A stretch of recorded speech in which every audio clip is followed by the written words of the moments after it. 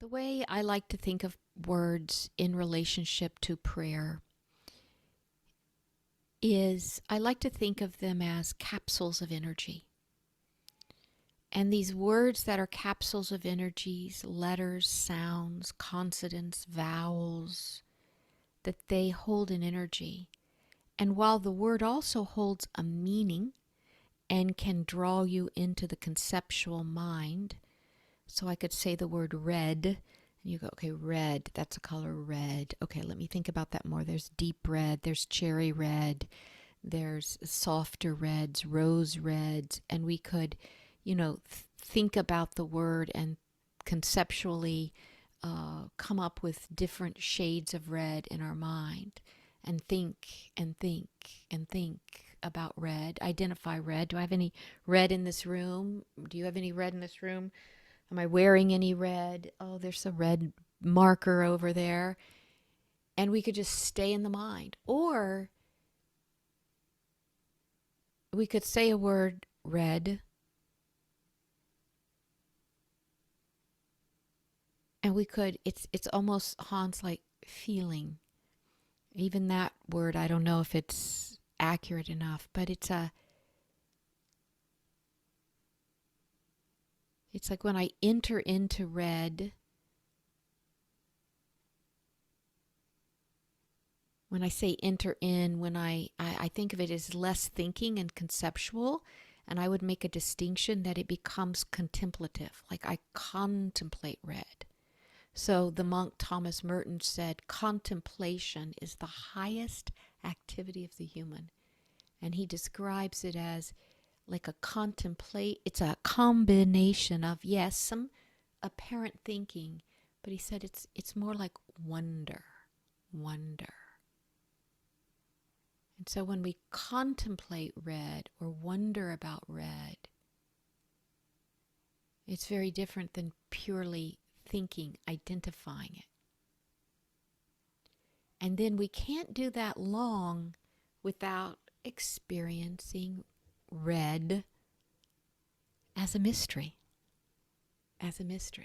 Right? When I'm thinking about red, I know a lot about red. I could identify my colors when I was in kindergarten, and I got the answer. You asked me to show you red, I can tell you. But when I contemplate red, I don't even know what red is, right? It becomes more the wonder. It shifts us from the I know red to what is red? We're entering in a deeper state of our own being. And that, to me, is a way to consider prayer when we use words. So when you go into silent prayer, you might use words to bring you there initially. Like there may be for many people, it's a scripture or a mantra of some kind that kind of clicks us out of the dualistic, intellectual, conceptual, divided mind. Hello, thank you so much for being here. If you're finding value in what you're watching, please hit the like button and subscribe to my channel.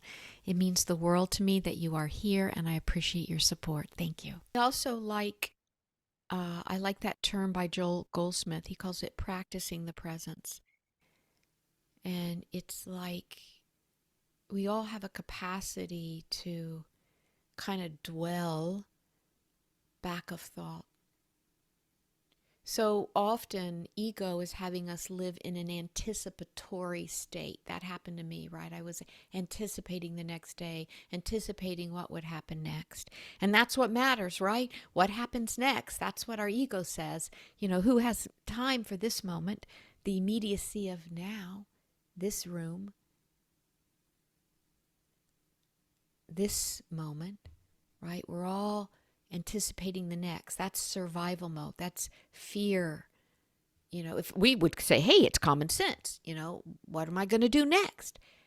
But the more you contemplate the present and God as you in the present, the more I do that, my experience is the next moment seems to take care of itself in a way far better than me trying to be the doer.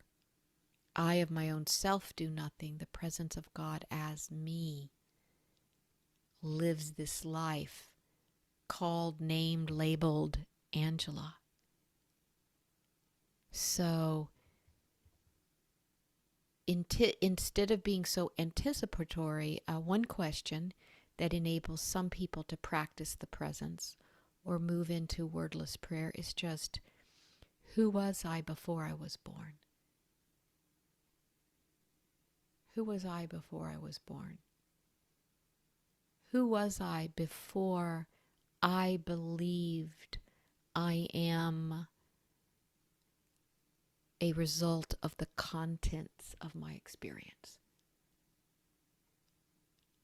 Because I experienced this and that and the other, that makes up me, right? That's what ego tells us. But who am I before I was born? For some reason, I like asking it both ways. Who was I before I was born?